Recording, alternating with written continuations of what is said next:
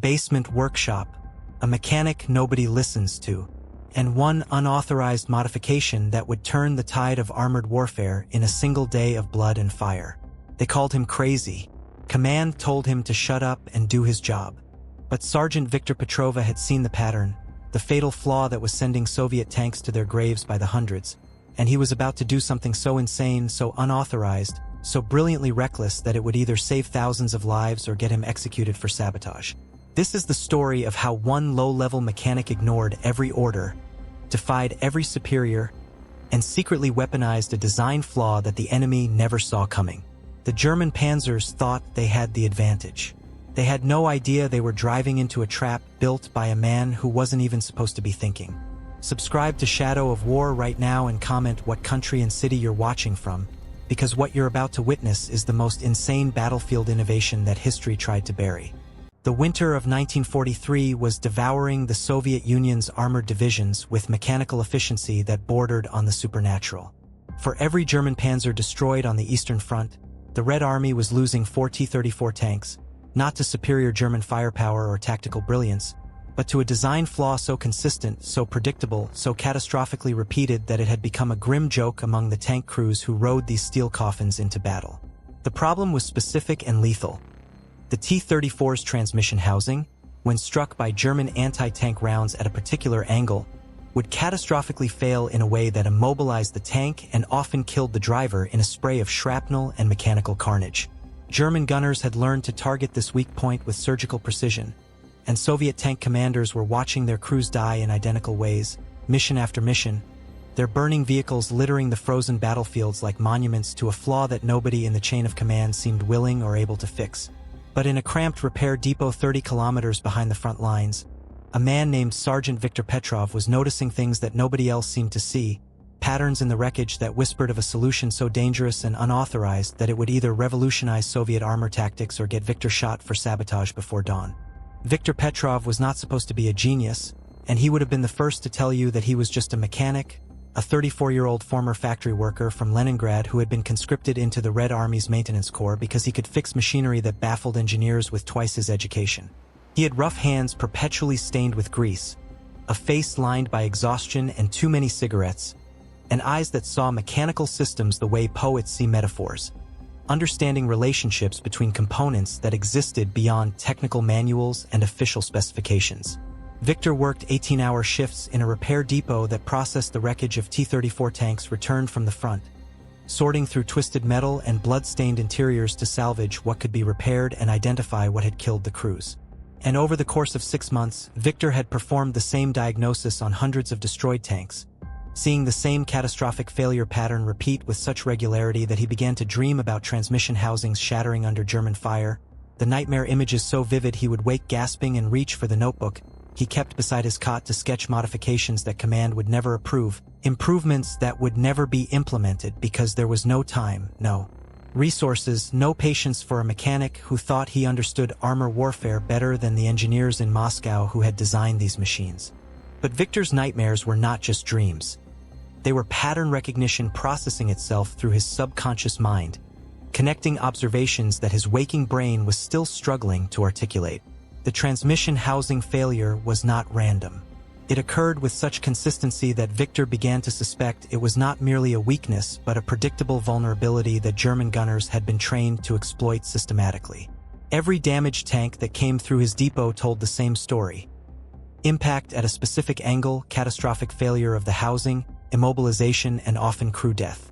Viktor had reported this pattern to his superior officers multiple times, writing detailed reports that included sketches and measurements, but his concerns had been dismissed with the brutal efficiency of a military bureaucracy drowning in urgent crises and unable to prioritize theoretical improvements over immediate battlefield demands. There was no time to redesign transmission housings. There were no resources to retrofit thousands of tanks. Viktor was told to stop wasting paper on reports nobody would read and focus on repairing the damaged vehicles as quickly as possible so they could return to the front and the meat grinder could continue its relentless consumption of men and machinery. But Viktor could not stop seeing the pattern, could not stop imagining the faces of the drivers who were dying because of a flaw he understood but was powerless to fix through official channels. The idea came to Viktor not as a sudden inspiration but as a slow-building madness, a desperate plan that crystallized during a particularly brutal night when 17 T-34s arrived at the depot in various states of destruction, 11 of them showing the identical transmission housing failure that Viktor had documented obsessively. He was alone in the workshop. The other mechanics collapsed in exhausted sleep, surrounded by the wreckage of tanks and the ghost presence of the men who had died inside them. Viktor found himself staring at a damaged transmission housing, turning it over in his grease-stained hands, examining the fracture patterns where German rounds had struck and shattered the component.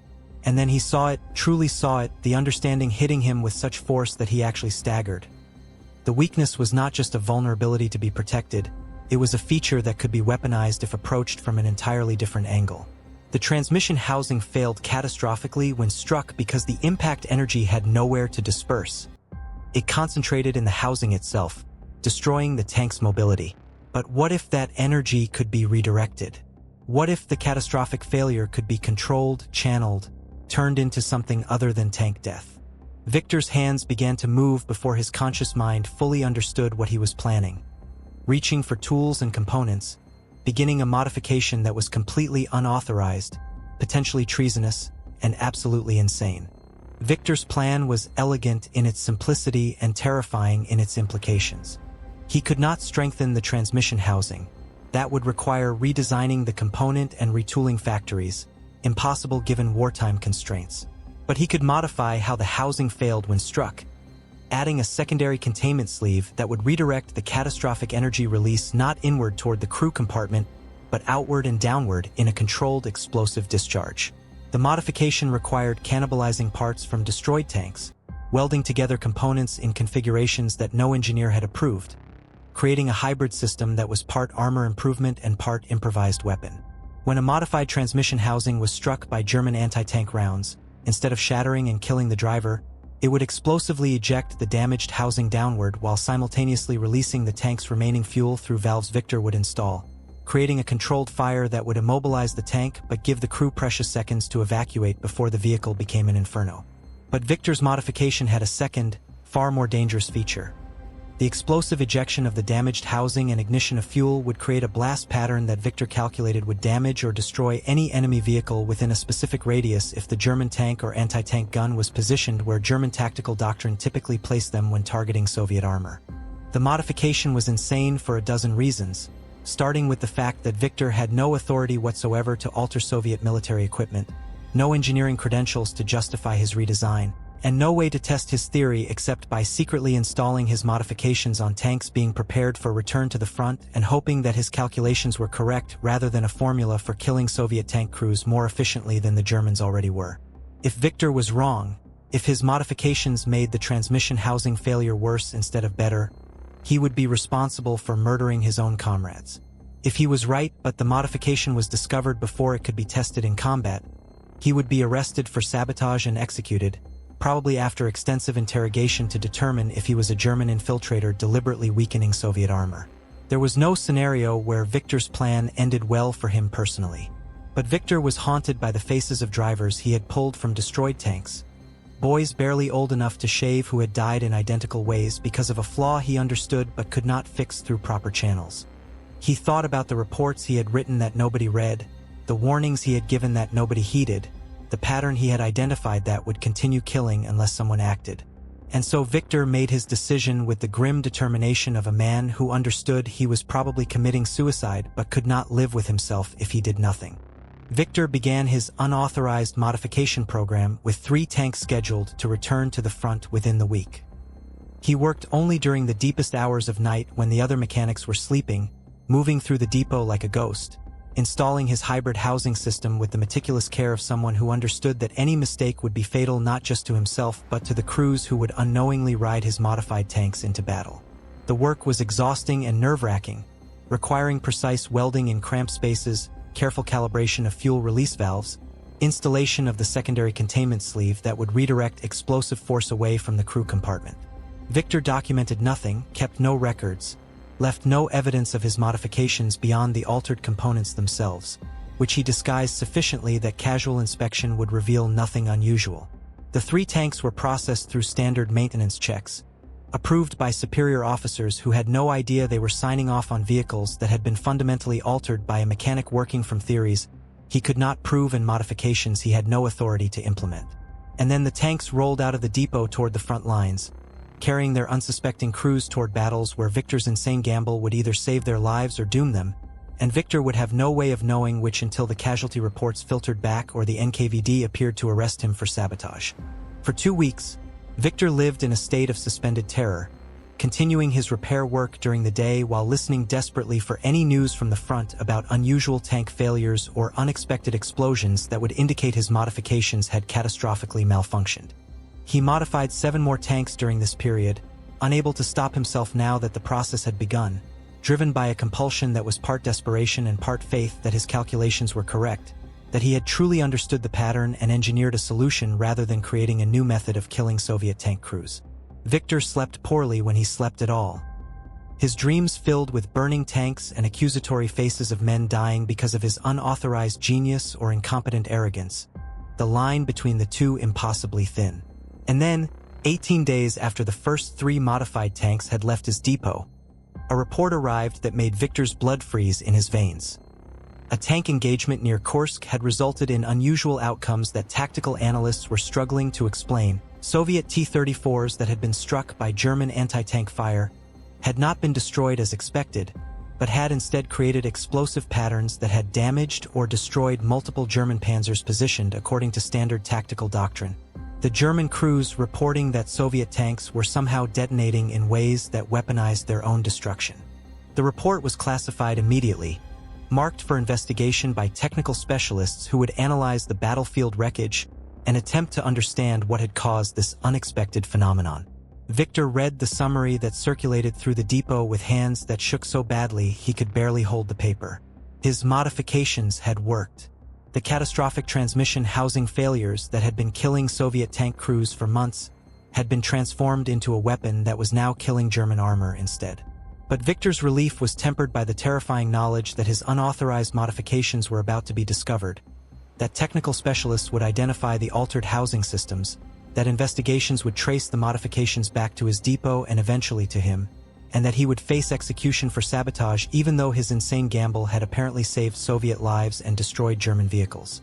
Viktor had perhaps days before arrest, perhaps hours, and the only question was whether he would be shot as a saboteur before anyone realized he had accidentally revolutionized Soviet armor tactics through an act of unauthorized desperation. But fate, that unpredictable architect of history's strangest turns, intervened in a form Viktor never expected. A frontline tank commander named Captain Dmitry Volkov, whose T-34 had been one of the first 3 Viktor had modified and who had survived an engagement that should have killed him and his entire crew. Volkov's tank had been struck by a German 75mm anti-tank round at the exact angle that had killed hundreds of other Soviet tank drivers. But instead of the catastrophic failure that typically resulted in immobilization and crew death, Volkov had experienced something entirely different. His tank's transmission housing had explosively ejected downward with a blast that had shaken the entire vehicle. Fuel had ignited in a controlled burn rather than a catastrophic explosion, and he had been given enough time to evacuate his crew before the tank became fully engulfed. But more remarkably, the German Panzer IV that had fired the killing shot had been positioned exactly where German tactical doctrine dictated, close enough that the explosive discharge from Volkov's damaged tank had showered the Panzer with shrapnel and ignited fuel that had set the German tank ablaze, killing its crew and eliminating the threat. Volkov had survived. His crew had survived. And they had destroyed their attacker through what appeared to be a weaponized failure that Volkov could not explain but was absolutely certain was not standard T-34 design. Volkov was not a man who accepted mysteries passively, and his survival instinct demanded that he understand what had saved his life, so he could ensure that whatever modification had protected him could be replicated across other tanks. He traced his T-34 back through maintenance records to Viktor's depot, arrived unannounced 3 days after the Kursk engagement, and confronted Viktor with a directness that was both terrifying and strangely respectful. "You modified my tank," Volkov said, his voice carrying the flat certainty of someone who had stared at death and survived because of an alteration he had not authorized or known about. "You changed something in the transmission housing. When I was hit, it didn't kill me. Killed the German tank that shot me." "How?" Viktor stood frozen, understanding that this was the moment where his unauthorized modifications would be exposed, where his choices would lead either to execution or to something else entirely, and he had no idea which direction fate would push this confrontation. But Volkov was not accompanied by NKVD officers. He was alone, still wearing his combat-stained uniform, and his eyes held not accusation but desperate curiosity and something that looked almost like gratitude. Viktor made his decision and told Volkov everything. The conversation that followed lasted 6 hours, Viktor explaining his observations of the recurring failure pattern, his rejected reports, his desperate unauthorized modifications, his calculations about redirecting explosive force and weaponizing catastrophic failure. Volkov listened with the intensity of a man whose life had been saved by genius or madness and who needed to understand which category Viktor's actions belonged to. And then Volkov did something Viktor never expected. He believed him, accepted his explanation, and immediately grasped the tactical implications of what Viktor had accidentally created. "You've turned our weakness into a weapon?" Volkov said slowly, his voice carrying a tone of awe and horror. "German gunners target our transmission housings because they know it's a kill shot. But if we modify enough tanks with your system, suddenly that kill shot becomes a trap. They destroy us, but we destroy them too. It's insane. It's brilliant. And it will work exactly once before the Germans figure it out and change their tactics. But once might be enough to change an entire engagement if we can modify enough tanks before the next major offensive." Volkov paused, studying Viktor with an expression that mixed respect and calculation. "How many tanks have you modified?" Viktor's answer was quiet, almost ashamed. 10, including yours. I was working alone at night in secret. I have no authorization, no approval, no way to scale this beyond what I can do with my own hands." Volkov's response was immediate. "Then we need to change that right now, before someone who doesn't understand shoots you for sabotage."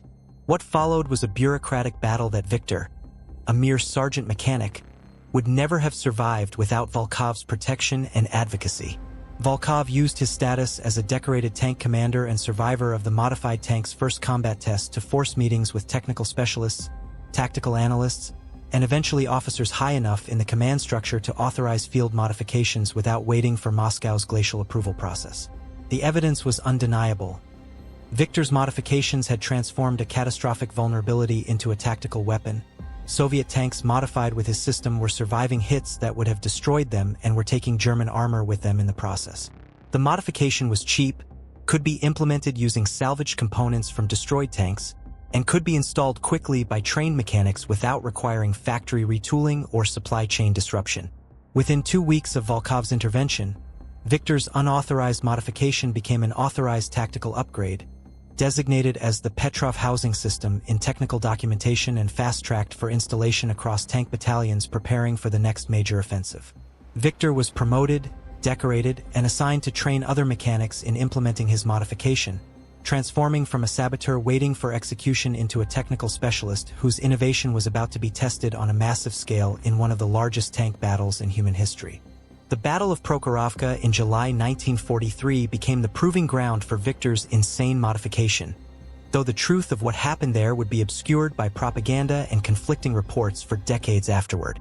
Soviet tank battalions equipped with the Petrov Housing System engaged German Panzer divisions in brutal close-quarters armored combat that saw hundreds of tanks destroyed on both sides in a single day of mechanized carnage. But the casualty ratios that had so heavily favored German armor in previous engagements suddenly shifted in ways that German commanders could not initially explain. Soviet T-34s continued to be struck by German anti-tank fire at the vulnerable transmission housing, but instead of the clean kills that German gunners expected, the Soviet tanks were exploding in controlled patterns that showered nearby German armor with shrapnel and ignited fuel, creating kill zones that claimed German panzers even as the Soviet tanks were destroyed. German tactical doctrine, which positioned tanks and anti-tank guns at specific ranges and angles optimized for targeting the T-34's known weaknesses, became a liability as those weakness shots increasingly resulted in German losses alongside Soviet ones. The modification did not make Soviet tanks invulnerable, did not prevent their destruction, but it transformed that destruction from a one-sided slaughter into a mutual exchange that German armor divisions, already outnumbered and operating at the extreme end of overextended supply lines, could not sustain. The true impact of Viktor's modification was not in the tanks it saved, but in the German armor it destroyed and the tactical calculations it disrupted. German commanders who had grown accustomed to favorable exchange ratios against Soviet armor suddenly found themselves losing panzers at rates that made offensive operations unsustainable. Intelligence reports from captured Soviet tank crews revealed the existence of modifications to transmission housings, but by the time German tactical doctrine could be adjusted to account for this new threat, the Battle of Prokhorovka had already concluded with outcomes that forced German strategic reassessments of the entire Eastern Front offensive. The Petrov Housing System did not win the battle by itself. Soviet victory at Prokhorovka was the result of countless factors including numerical superiority, defensive positioning, and German logistical vulnerabilities. But Viktor's modification played a measurable role in denying Germany the kind of clean armored superiority that had characterized earlier engagements, contributing to a tactical stalemate that would eventually turn into strategic retreat. One mechanic's unauthorized innovation had not changed the war's ultimate outcome, but it had altered the calculus of specific engagements in ways that rippled through tactical assessments and strategic planning on both sides of the conflict. Viktor Petrov survived the war, though survival is perhaps too simple a word for what he experienced in the years that followed. He was decorated multiple times, promoted to officer ranks despite his lack of formal education, and assigned to technical development programs where his ability to see patterns and engineer solutions to mechanical problems was finally valued rather than dismissed. But Viktor was haunted by the knowledge that his modification, while saving countless Soviet tank crews from catastrophic transmission housing failures, had done so by weaponizing their destruction, by ensuring that even disabled Soviet tanks would claim German lives as they died. He had turned tank crews into involuntary suicide weapons, warriors who would destroy their enemies even as they were themselves destroyed, and the moral weight of that innovation pressed on him with increasing heaviness as the war ground toward its conclusion. Viktor received letters from tank commanders and crew members who credited his modification with saving their lives, and he kept every letter in a box he never opened, unable to read the gratitude of men who did not fully understand that they had been riding in vehicles designed to weaponize their potential deaths. When the war finally ended and Viktor returned to Leningrad, he refused all requests for interviews, declined invitations to speak about his innovation, and eventually left military service entirely to return to factory work, preferring the anonymity of industrial machinery to the uncomfortable fame of being the mechanic who had revolutionized Soviet armor tactics through an act of desperate, unauthorized genius. The Petrov Housing System remained classified for decades after the war, its existence known only to military historians with access to Soviet technical archives and veterans who had direct experience with the modification. Official histories of the Battle of Prokhorovka and other Eastern Front engagements made no mention of Viktor or his innovation, the contributions of a sergeant mechanic deemed insufficiently heroic for propaganda purposes compared to the grand narratives of Soviet industrial might and tactical brilliance. But among the community of tank crews and mechanics who had survived the war, Viktor's name was spoken with a reverence that official recognition could never match. They understood what he had done, understood the desperation and courage required to implement unauthorized modifications that could have resulted in execution, understood that his refusal to accept the status quo of catastrophic transmission housing failures had saved thousands of lives even as it weaponized thousands of deaths. Viktor became a legend in whispered conversations and veterans' gatherings, the mechanic who had been too stubborn to accept that the pattern he saw could not be fixed, too desperate to let more drivers die from a flaw he understood, too willing to risk everything on an insane gamble that ultimately changed how Soviet armor fought and died on the Eastern Front. In 1987, more than 4 decades after the end of World War II, Viktor Petrov was interviewed by a Soviet military historian researching the technical innovations of the Eastern Front. Viktor was 78 years old, living in a modest apartment in Leningrad with his wife and surrounded by the quiet normalcy of retirement and grandchildren. The historian asked him about the Petrov Housing System, about the decision to implement unauthorized modifications, about whether he had understood the full implications of what he was doing when he began secretly altering Soviet tanks in the winter of 1943. Viktor was silent for a long time before answering, his grease-stained hands now aged and trembling, his eyes distant with memories of burning tanks and patterns he could not unsee. "I was terrified every moment," Viktor finally said, his voice quiet but steady. "I was certain I would be shot for sabotage. I knew that if I was wrong, I would be responsible for killing our own men more efficiently than the Germans were already doing." But I could not stop seeing the pattern, could not stop imagining the faces of the next drivers who would die from the same flaw if I did nothing. So I made my choice and I lived with the consequences. My modification saved lives. It also weaponized deaths. Both things are true, and I have carried both truths every day since the war ended. I do not know if I was brave or insane or simply desperate, perhaps all three, but I would make the same choice again because doing nothing when you understand the pattern is its own kind of murder, and I could not live with that. Viktor Petrov died in 1991, just months before the Soviet Union itself collapsed, taking with it the official secrecy that had obscured his story for nearly half a century. In the years that followed, as archives opened and veterans felt free to speak more openly about their experiences, the full scope of Viktor's innovation and its impact on Eastern Front armor tactics gradually emerged. Military analysts concluded that the Petrov Housing System had contributed to the destruction of hundreds of German armored vehicles across multiple engagements, had measurably improved Soviet tank crew survival rates in situations that previously would have resulted in total loss, and had forced German tactical adjustments that degraded their armor superiority in ways that cascaded through strategic calculations. One mechanic's refusal to accept recurring failure patterns had altered the trajectory of armored warfare at a critical moment in history's largest and deadliest conflict. But Viktor himself never claimed credit for changing the war, never sought recognition for his innovation, never positioned himself as anything more than a mechanic who saw a problem and fixed it in the only way available to him, regardless of authorization or personal risk. The mechanics who learned Viktor's modification techniques, the tank crews who survived because of his innovation, and the historians who eventually documented his story all struggled with the same question. How many other Viktors existed during World War II? How many other low-level soldiers and mechanics and clerks saw patterns that command ignored, understood solutions that bureaucracy could not implement, and either lacked the courage or opportunity to act on their desperate knowledge? How many lives could have been saved if military organizations had mechanisms to surface innovations from the bottom rather than waiting for authorization from distant commanders who could not see the patterns visible to those working directly with the machinery of war? Viktor's story became a case study in military innovation courses, taught to new generations of officers as an example of how critical insights can emerge from unexpected sources and how rigid hierarchies can obstruct solutions to urgent problems.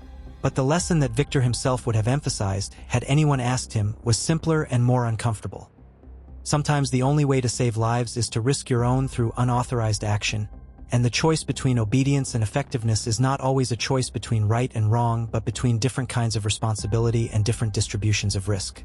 The tanks that Viktor Petrov modified in secret during the winter of 1943 rolled into battles that would determine the fate of nations, carrying crews who had no idea that their vehicles had been altered by a mechanic working without authorization in the depths of night. Some of those crews died despite Viktor's modifications, killed by German fire that found other vulnerabilities or by tactical situations that no engineering innovation could address. Others survived hits that should have destroyed them, evacuated their disabled tanks while those same tanks claimed the German armor that had struck them, and went on to fight additional battles, survive additional close calls, and eventually return home to families who would never know the full story of how a mechanic's insane gamble had kept their loved ones alive. The ripple effects of Viktor's innovation spread through generations as those survivors had children and grandchildren who owed their existence to an unauthorized modification implemented by a man they would never meet. Engineers and designers in the decades following World War II studied the Petrov Housing System as an example of adaptive modification under resource constraints, extracting lessons about redirecting force and weaponizing failure that informed subsequent armor designs and defensive systems. Viktor's desperate solution to a pattern nobody else would acknowledge became part of the invisible foundation upon which later innovations were built. His contribution rarely credited but embedded in the evolutionary development of armored warfare tactics and technology. In the end, Viktor Petrov's story is not about heroism or brilliance but about the stubborn refusal to accept patterns that kill, the willingness to act on observations that authority dismisses, and the recognition that sometimes the most important innovations come from those closest to the failures rather than those furthest from their consequences. Viktor was not trying to change the war or revolutionize Soviet armor tactics. He was trying to stop drivers from dying in identical ways from a flaw he understood but could not fix through proper channels.